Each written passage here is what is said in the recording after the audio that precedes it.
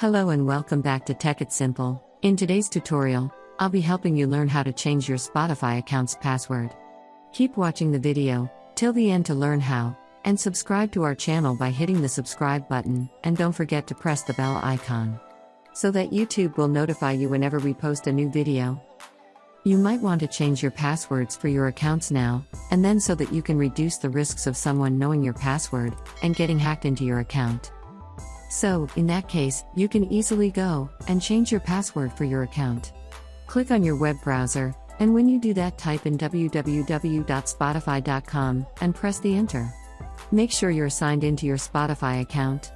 Once you're in, from the left-hand side menu, click on Change Password in order to change your password for your account. Enter your current password first in order to change your password to a new one.